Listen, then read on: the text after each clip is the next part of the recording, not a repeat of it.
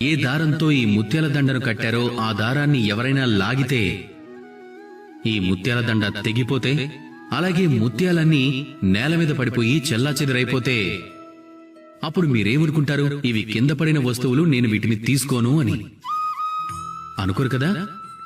మనం వంగి ఒక్కొక్క ముత్యాన్ని ఏరుకుంటాం, మళ్ళీ వాటిని దారానికి కడతాం. ఎందుకంటే ఈ ముత్యాలు చాలా విలువైనవి.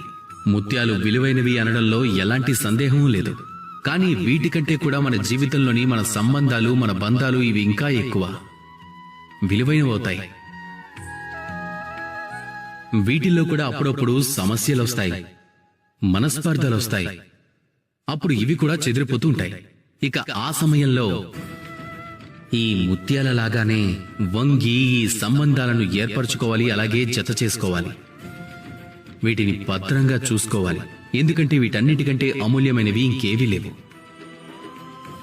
ఒకవేళ మీరు ఈ పనిని నేర్చుకున్నారు అంటే మీ జీవితంలోనే ఈ సంబంధాలు, ఈ బంధాలు మీకెప్పుడూ బలాన్ని అందిస్తూ ఉంటాయి, ఆనందాన్ని కలిగిస్తుంటాయి.